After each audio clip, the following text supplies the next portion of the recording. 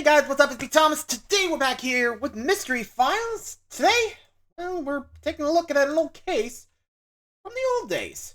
Ladies and gentlemen, I present you D.B. Cooper. So, yeah, we haven't talked about this one in, well, since BuzzFeed Unsolved, but we're taking a look back at this old case file. Yep, a hijacker that mysteriously disappeared after completing the heist.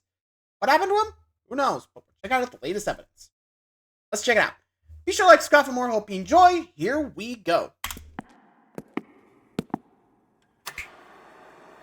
Let's begin. Welcome to Mystery Files, where we take a deep dive into cases that span from the creepy to the truly bizarre and everything in between. I'm Ryan, and today I'll be forcing my colleague Shane to revisit the case of the elusive D.B. Cooper. And in the end, you'll have to decide if the mystery is solved or if it's simply a mystery. Let's begin.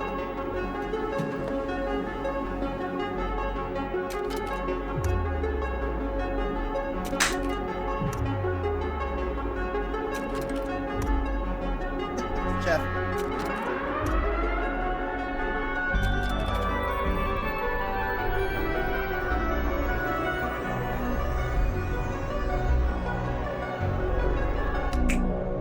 Back! D.B. Cooper again, our guy. I feel like there's been updates about this in the past decade. What makes you think that? For a while there, you know, people always on Twitter are like, they found him. Yeah. They got him. So yeah, I'm excited to hear the latest, outside of whatever people have been tweeting at me for the past 10 years that I don't pay attention to. I'm just gonna say, nothing wrong with that. This is my favorite unsolved mystery of all time. Unless, of course, It's solved. we've solved it. And at the end, I guess you're just gonna have to watch till the end of the video. I guess you have to watch the whole thing. I mean, look at Oh my God, there he is. Well, there's a little tease. look at him. Oh, no. Hey! Now look at it again. Hey! On the afternoon of November 24th, 1971, a man in his mid-40s wearing a business suit, brown shoes, white shirt, and black tie boarded Northwest Orient Airlines flight number 305 from Portland, Oregon to Seattle, Washington. At that time, it was normal for people to dress up to fly, so he fit right in. The only thing that made him stand out was his dark wraparound sunglasses. You know, funnily enough, my dad actually has us dress up. Well, I mean, not like what I'm wearing, but you get the idea. Collar shirt, dress shirt. I mean, not like full tux, because frankly, don't think you go that far. I'm just saying, like, when we fly, we gotta wear business casual for me. Like, I swear every time. Like, even my brother who wears, like, regular shirts. Like, I mean, I get it, like, he's, you know, represent company when he flies, but... Sorry, I just had to go there. What do you wear when you fly? Do you wear your casual clothes, your business casual? Let me know. I'm actually curious now. Anywho, move along, back to DB. Carrying his dark briefcase and a 4-inch by 12-inch by 14-inch paper bag, the man took seat 18C in the back of the plane. Having paid $20 in cash, the name on his ticket 18C. was Dan Cooper. When they say wraparound, do they mean like Bono? I'm not sure. We know he's not Bono. I think maybe like Toad from X-Men when he had those, they were like goggles Oakleys. almost, like, you know. Cool Like, Oakleys. I guess it would make sense that he would be wearing wraparounds if he's gonna jump out of a plane. Yes. That never occurred to me until right now, somehow. Not sure how that would help. Well, you Like, you. hey, To be I'm fair, wearing it these didn't occur to glasses, you I'm about to either. jump off the No, plane. It did not occur to you No, either. it didn't. I would let the record show it did not occur to you It didn't occur to me. I'll level with you. It didn't occur. Fair enough. Shortly after the plane's 3 p.m. takeoff, Cooper handed there's the note. stewardess Florence Schaffner a note. Believing he was just flirting with her, she put the note away until the man told her, You might want to read that note. "Miss, you better look at that note. I have a bomb." End quote. Pulling the note from her pocket, He it was read, like, quote, wait, I have a bomb in my Just briefcase. read the note. Plus, want you to sit by me. This guy's a real Casanova. That's right. She saw that and her cheeks turned red. It's She's like, ooh. okay, bye-bye. I do like that she. I mean, Hey, you wait, want wait, me but to read describe that note, the I have a life of bomb. a stewardess in the Just read the 1970s, note. just I have a bomb. assuming everyone's flirting with you. Yeah. These This ought to be interesting. They probably handed them some crazy shit. Yeah. This is probably the most romantic note she's gotten. Got me. Bomb included. This is how I met Mari. Really? I gave her a note You're that said, I DB have a Cooper? bomb in my briefcase. Plus, Cooper? want you to sit by me. As Schaffner took her seat next to him, he opened his briefcase, unveiling 6 red sticks of dynamite connected by wires to a large battery. Cooper told her to write down what he was saying and take it to the captain. He said, quote, I want $200,000 by 5 p.m. in cash. Put it in a knapsack. I want 2 back parachutes and 2 front parachutes. When we land, I want a fuel truck ready to refuel. No funny stuff, or I'll do the job. End quote. One of the best to ever do it. They're gonna land it, and then they're gonna give him the money, and then take back off. Take back off, and then he's gonna go. Woo! Yes. Okay, great. And as always, why 2 of each? The iconic. Like no 2 funny front, stuff, 2 back, or I'll do the job.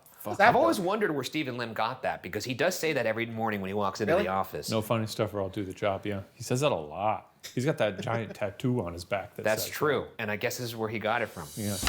After the pilot called, like, okay, even I have to admit, like, why the 2 parachutes? Like, I mean, don't you normally need 1? Well, I mean, I guess 1 of each, but still, pack, 2 back, 2 fronts. Like, maybe he got them in case the first one fell. I don't know. Like, it's so weird. Like, I don't know. There's $200,000 in cash. Really specific. I mean, I didn't go for $1 million, but I guess he didn't want to push his luck. That, or maybe easier to carry. 500,000. I'm just saying, you can go a little higher. Just saying. Do they never? I'm just trying to remember. Wasn't there like a? There was like some business. I think he like certainly like Chris Bills or something or like that. Maybe I'm thinking of a different thing. Like I said, it's been a while since I heard this case, so don't at me because I don't remember all the details. Anyway.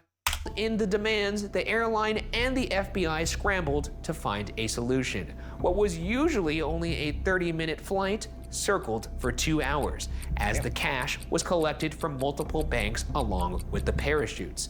The FBI desperately tried to find any Dan Cooper in their files, but nothing came up. Despite the delay, most of the 36 passengers had no idea of the danger they were in. Everybody was calm, including Cooper, who sat in the back chain smoking and ordered 2 more bourbons with lemon lime soda. Again, cigarettes. Hold that thought. 70s, Can I please have a bourbon and soda, please? And lime. And lemon lime soda. And what? Some cigarettes. I don't smoke cigarettes. You can give the cigarettes to him.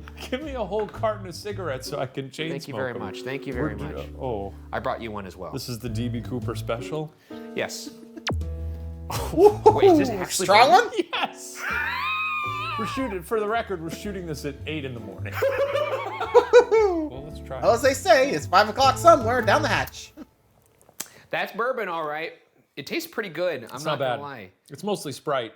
It'd be better if it was Squirt. Finally, wasn't 7-Up? Oh, okay. I'm not sure if Sprite was around the 1970s.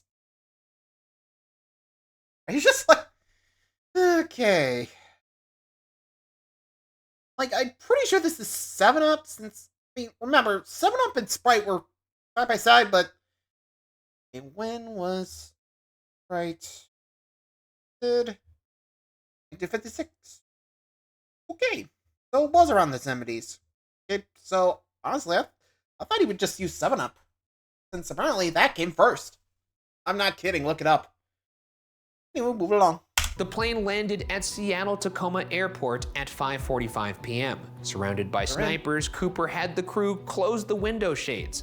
When the money and parachutes were brought on board, Cooper let everybody off, except for the pilot, co-pilot, flight engineer, and 1 attendant. It is kind of nice that he was like, all right, everyone get off the plane. That's sweet of him. Get off the Here's the thing, he's a sweet guy.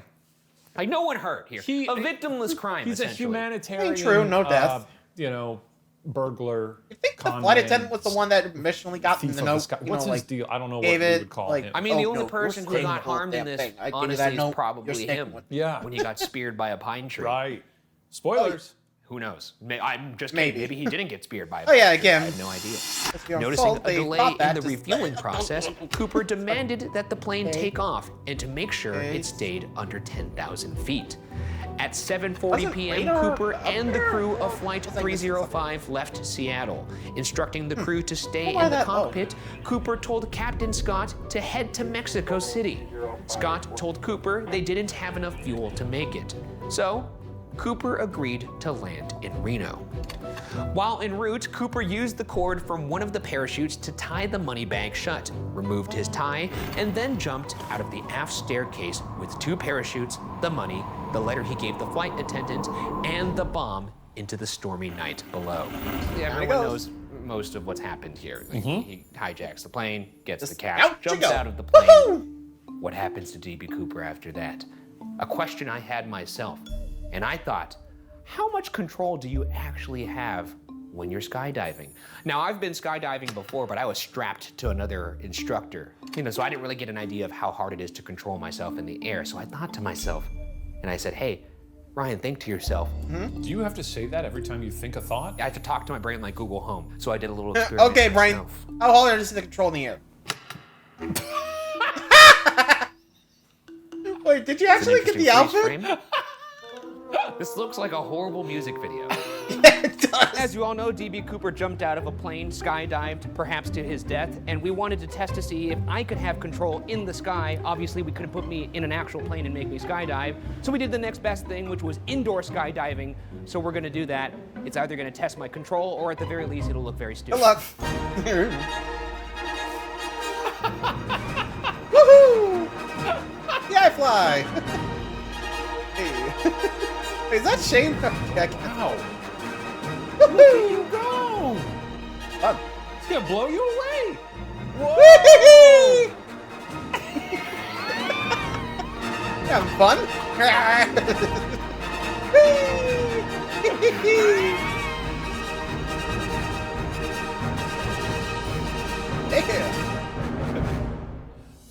I have to say, based on that experience, this guy's dead as hell. Yeah. Because the lack of control that was apparent when I was in this suck tube or air tube or whatever. Yeah. I had no control. The amount of force that was being generated to push my arms up, I had to really concentrate on just trying to keep my body straight. Is it so strong that you're like... Yeah, no, literally, I had a shoulder injury recently. They made me sign a waiver that said it was okay that I had a shoulder injury because I could see how this dislocates people's shoulders. I mean, look at that face right there. Does that look like the face of a man in control? Yeah, no. No. And the thing is, he wasn't trained, or at least they believe he wasn't trained. Yeah. Not a lot of training, stormy night. Scared. This was a word. Yeah, you'd probably be doing a lot. This was scary for me. Ow. So scary. It was scary. I mean, look at my face. Error? Okay, time for the investigation. Before the plane had even landed, the FBI had launched their investigation into the Northwest hijacking case, NORJAC for short. When the plane landed at Reno Tahoe International Airport, the FBI immediately began their search. They found 66 fingerprints, a black tie and tie clip belonging to Cooper, 2 of the parachutes, 8 Raleigh cigarette butts, and a hair sample perceived to be Cooper's.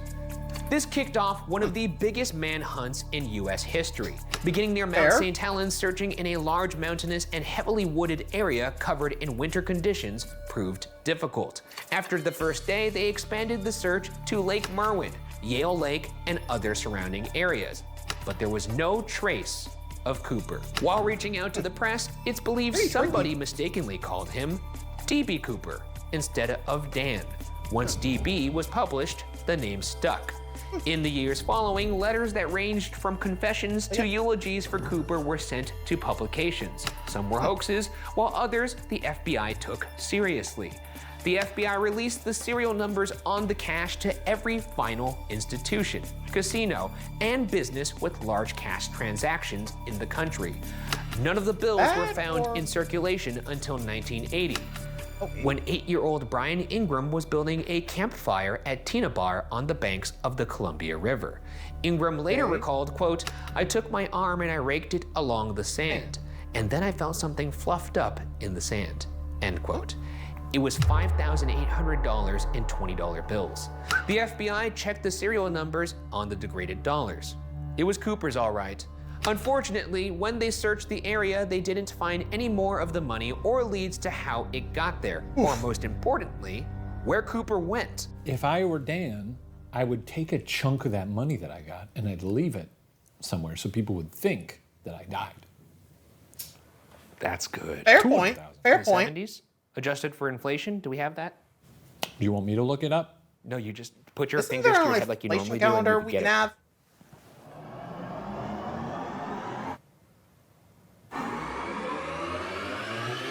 Sometimes it takes them a while.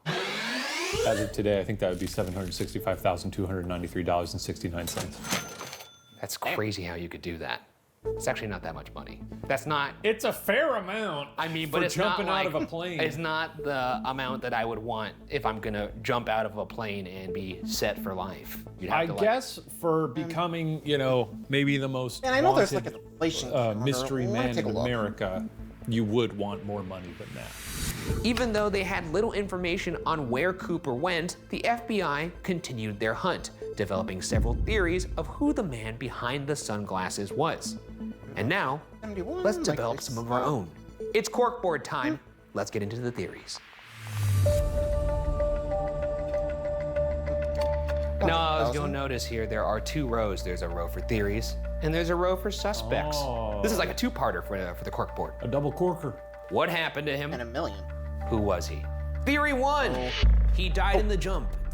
In Makes 2016, the FBI announced they had closed the case due to lack of new evidence Over a or million now, but leads. Their you see how the website full stated, money. quote, perhaps Cooper didn't survive his jump from the plane. After all, the parachute he used couldn't be steered, his clothing and footwear were unsuitable for a rough landing, and he had jumped into a wooded area at night. A dangerous proposition for a seasoned pro, which evidence suggests Cooper was not, end quote. But without a body or a parachute, this remains as merely a theory.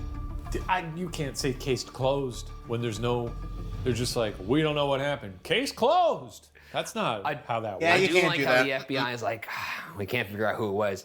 He probably died, that's what it was. Yeah. That's basically what they just said. They're like, yeah, it doesn't really matter who he was because he's dead. Though this kind of looks like a ghost in the woods. It looks like you're saying no ghosts. No ghosts. No ghosts allowed on this set. Theory 2. Speaking of the dead theory, I think if anyone like posits that, like, hey, this guy's dead, be like, okay, got the body? Then he's not dead until I see that body. I mean, you know how this goes, right? Someone's believed dead, there's no body, and then sooner or later that guy that people thought was dead comes back to life. Or at least comes back. Just saying, once I see that body, I'm believing he's dead. Anyway, number 2. He lived a Quiet quiet life. life. While the Okay, FBI really? received dozens, if not hundreds of letters claiming to either be from Cooper or somebody who knew his identity, they dismissed most as hoaxes. However, Makes there sense. was a handful of letters sent within weeks of the heist that the FBI retained in their file. The first was received a mere 5 days after the heist on 5 November days? 29th, 1971. It had been sent to the Reno Evening Gazette, made with cutout letters from the Sacramento Bee. It simply said, quote, attention, thanks for the hospitality, was in a rut, end quote. It was signed by D.B. Cooper. 1 day later, the Vancouver province in British Columbia received a letter supposedly from Cooper which claimed, quote, the composite drawing on page 3 does not represent the truth. Am leaving Vancouver, thanks for the hospitality, end quote. If I were an adult at this time, I would send letters to the FBI Why would you do that? for fun. But it's gonna mess up the investigation. It's gonna make it Because I harder wanted for to get them. away with it, really. Yeah, what clever thing would you write? I'd say, it's me, Dan Cooper. Gotcha. Bye. That's what you would do? I'm You sure know, they I'm had... sure I'd have fun with it. I'd probably think of something better than that. Maybe a nice long one, I don't know. But I'd like to fuzz the radar a little bit if I could. Who's to say I'm not doing this now with current crimes, you know? I hope not. I'm not doing that. That's I'm obstruction, Yeah, obstruction I'm of like, justice. okay. Yeah, oh yeah, and I'm not doing that. And we're all about justice. On December 1st, the Portland Oregonian received a note using Playboy cutouts arranged to say, quote, am alive and doing well in hometown. P.O. the system that beats the system. End quote. Mailed the same day, the Reno Evening Gazette received a fourth letter that read, quote, plan ahead for retirement income, end quote. As the FBI continued to sift through clues in the letters, whoever was sending those letters seemed to be living the good life. That's kind of fun to commit a crime, steal all that money from the government, and then get drunk and write letters to them, thumbing your nose at them. They can't like all be from maybe none of them are, but why would he send multiple letters to them? Because it's funny. At that point, he's just taunting them, and he doesn't seem like a guy who taunts. He seems like a guy who wants to vanish with his money. I mean, he kind of seems like a guy who taunts. He dressed up in like sunglasses and a suit and drank on the job while he robbed them. Yeah, but I think that was just nerves. He seemed cool. Chain smoking? That's a nervous habit. Back in that time, that seems like just like a Monday or something like that. Maybe. Or in this case, a Wednesday. I don't know. I'm trying to, suss out his character. I don't think he would have written letters. Theory 3. He survived the heist, but was terminally ill. In late 2017, thanks to a Freedom of Information Act request from documentary filmmaker Thomas Colbert, the FBI released 2 letters suggesting that Cooper lived, but stole the money to ease his final days. One of these letters had been of particular interest to the FBI, as it contained information not available to the public. Barely 2 weeks after the heist, the Los Angeles Times and other papers received a manifesto, supposedly from Cooper on December 11th, 1971. It opens, quote, I knew from the start that I wouldn't be caught. I didn't rob Northwest Orient because I thought it would be romantic, heroic, or any other euphemisms that seem to attach themselves to situations of high risk, end quote. He claims the reasons he would never be caught were that he didn't leave fingerprints, wore a toupee, and disguised his appearance with putty face makeup. Taunting the investigation, the letter continues, quote, they could add or subtract from the composite 100 times and not come up with an accurate description, and we both know it. I've come and gone on several airline flights already. Man? You're kind of bragging. But near the end, he unveils his fate, claiming, quote, unfortunately, I do have only 14 months to live. My life has been one of hate, turmoil, hunger, and more hate. This seemed to be the fastest and most profitable way to gain a few fast grains of peace of mind, end quote. On the second letter, there was a signature, but the FBI redacted it upon release. I mean, that is compelling. Also, the motive is a little more clear here. You have only a certain amount of time to live. Why not? Why not? Why not steal some cash? It's like, if I had 14 months, I would do this. Honestly, I think I might too. Do you think heist too? the Like, face putty is it don't matter what happens. easy to spot? I feel like someone with face the putty. windows to stop you the clock that, snipers. right? So there was that. I feel like you know skin. You know how skin moves. I feel like if you walked in with face putty, I'd be like, "What's with the face putty? Right. What's going on with your fucking face?" Yeah, I'm not like even to sure try how that face putty sometime, would though. look. Theory 4. Helmet face putty? I doubt that. Like, I don't know what would be obvious. Like there would be face putty, but I don't know. What was even face putty like back then? Is that even still in use? Seriously, what? I don't know. Alright. Oh, we're halfway there. Or at least one last theory before we get to the suspect. Last theory. He continued hijacking planes. The Norjack case was just the beginning of a spree of plane hijackings. From December 24th, 1971 to July 13th, 1972, 14 different men attempted to repeat Cooper's heist. Many of their requests were similar to Cooper's, but included handy items like machetes, helmets, and jungle boots. I did not know this caused a wave of Cooper fever. Well, I mean, you in this episode alone said, I would do this. I would do it. I don't know why. Letters. I'd be like, he's on to something. You would see this in the news and be like, I'm going to do that. I mean, if you do it right, it's a cool thing to do. Nobody's harmed. You let everybody off the plane. Or were they taken down? What happened? Maybe you die.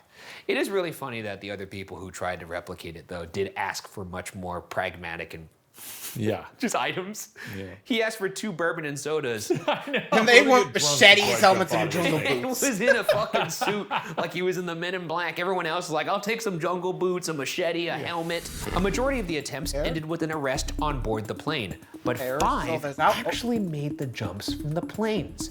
Each one was apprehended within days, some even hours, of having survived the jumps, proving Cooper could have had the same success.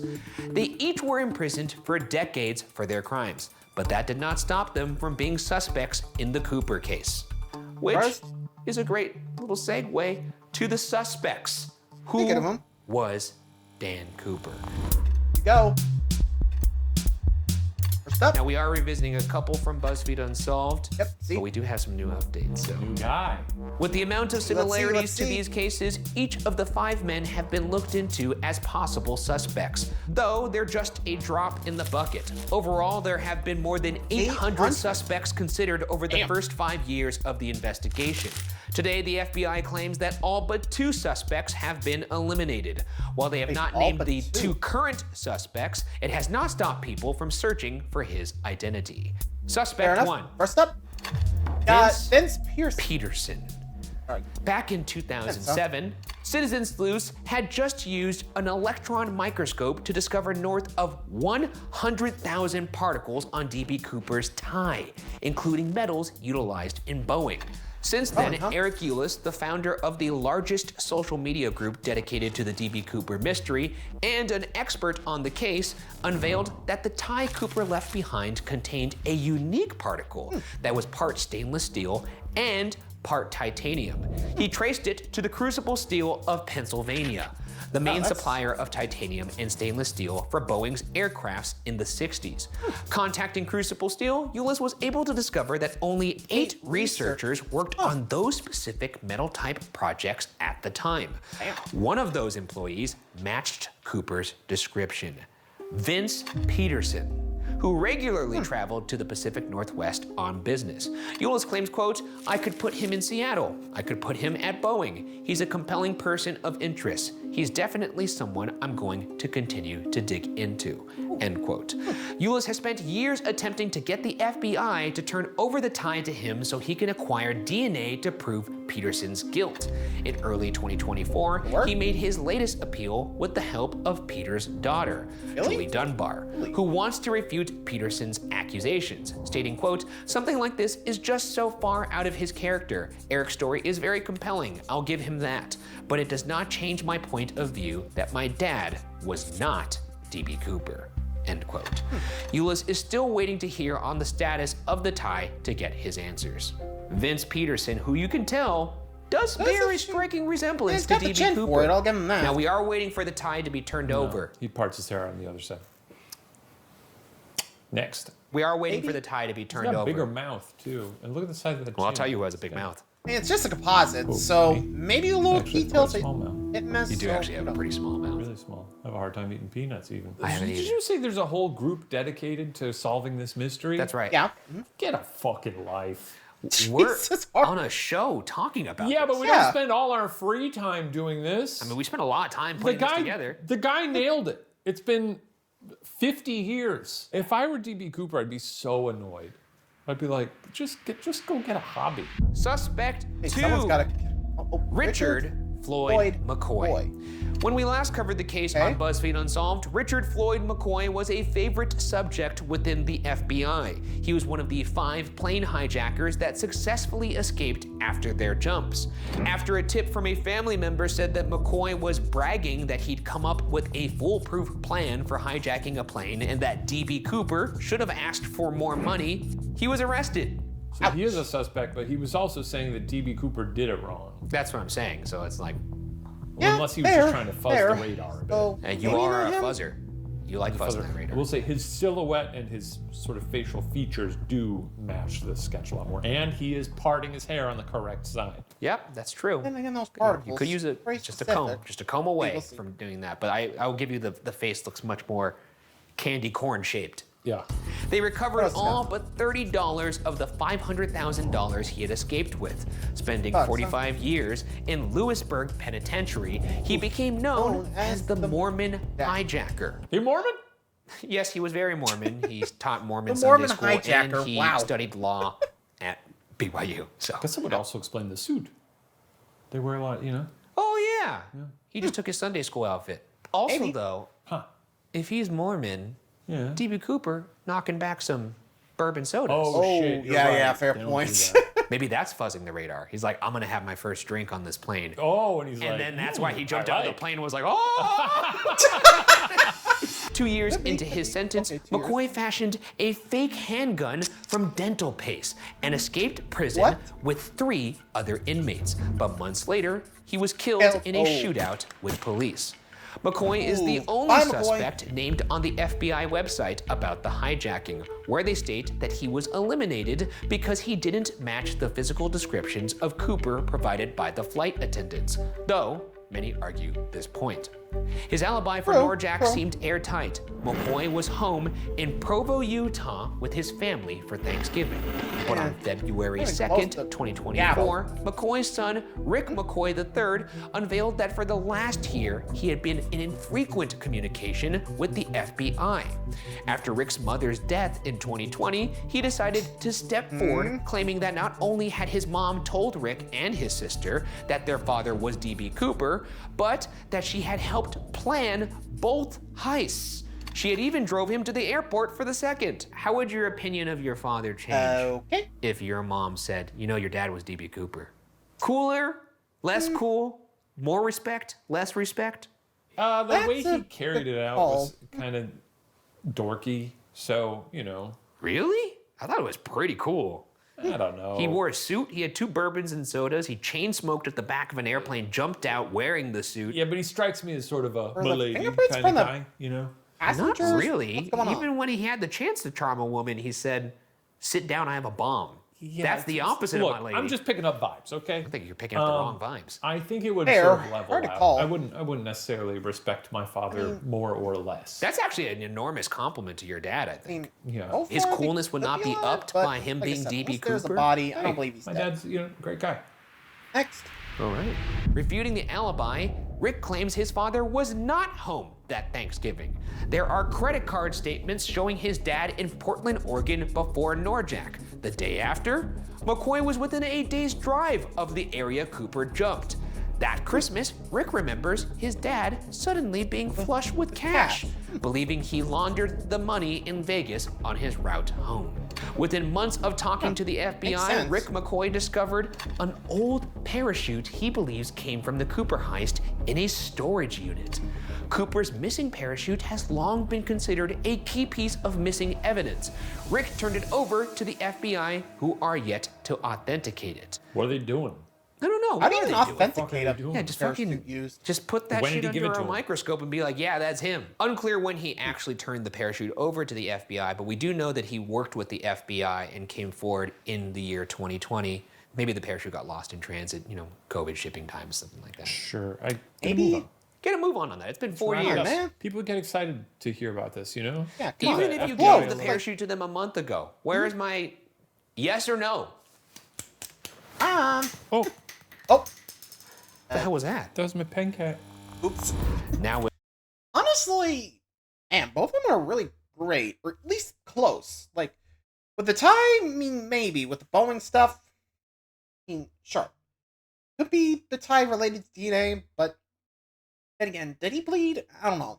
Hard to say there would be any DNA on him. I mean, remember, white shirt and all. With Floyd? Or McCoy.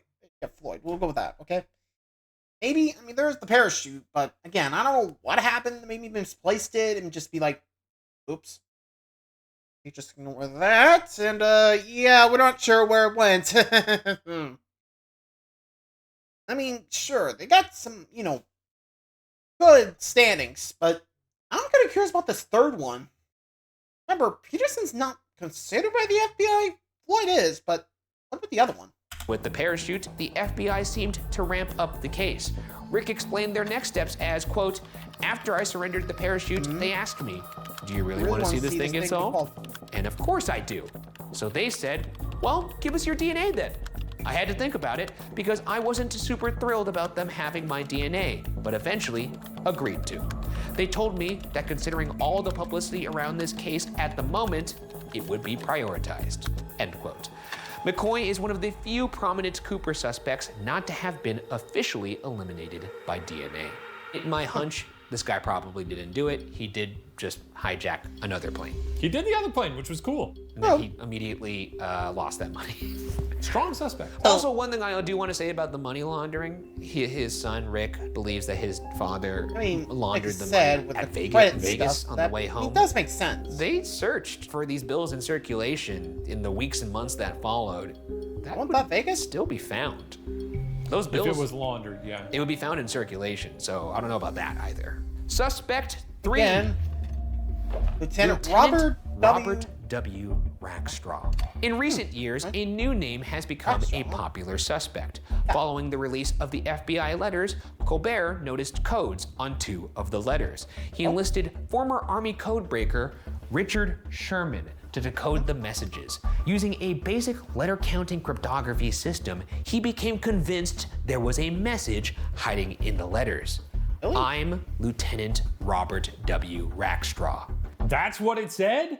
That's what they think. That's what they think it said. They're not sure about the That's what code they yet. think it said. So That's pretty how accurate do you specific. think they are? Well, I mean, this is like, in this particular case, like if this person's gonna leave I see behind this a code trail of because clues that I'm would curious. be a code, the bounty would be, you know who DB Cooper is, so it would just be, you know, I'm Lieutenant. My thought is, why leave clues? If you leave behind a little puzzle and then everybody has to try and decode it for years and decades, now all of a sudden you've left a lasting legacy. But you haven't, because nobody knows who you are. Until they find I'm Lieutenant Robert W. Rackstraw. Robert W. Rackstraw. Digging into another letter, Sherman found Rackstraw's paratrooper military units. Some experts are dubious of Sherman's techniques, as Colbert had already believed Rackstraw to be Cooper, but they are not the only ones. Originally from San Diego, Rackstraw joined the 1st Cavalry Mobile Division in Vietnam in 1969, serving for 8 years. During this time, he was a helicopter pilot known to be a rule-breaking con artist. During his service, he received parachute training, scuba lessons, underwater demolition instructions, and classes on flying planes, piloting helicopters, and performing high-altitude, low-open commando drops. All skills Cooper used. A mere 5 months before Norjack, Rackstraw was kicked out of the Army for lying about his combat record. The FBI even said, quote, "It was entirely possible, even plausible. Rackstraw's documented anger was at least part of the motive for the hijacking of Northwest Flight 304." End quote.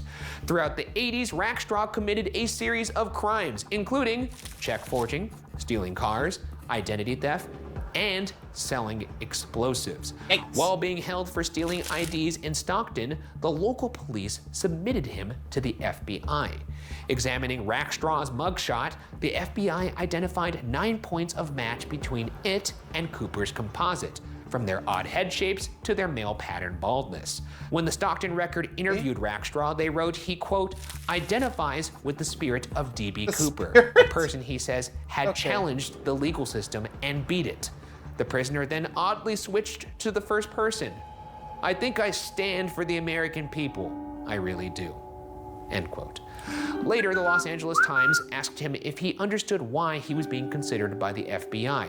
Rackstraw replied, quote, "Oh yes, if I was an investigator, definitely so. I wouldn't discount myself, or a person like myself." End quote. In 2015, Bill Mitchell provided the description that led to the infamous composite. Over the years, he had been presented with hundreds of pictures, but when shown 6 pictures, he pointed directly to Rackstraw. On February 9th, 2018, Rackstraw, now in his mid-70s, was asked to confirm or deny whether he was Cooper after his name came out in the code. His reply was, quote, "There's no denial whatsoever, my dear." End quote. So what do you think of these 3 guys? What do you think of that, by the way? He pretty much just said, yeah, it be me.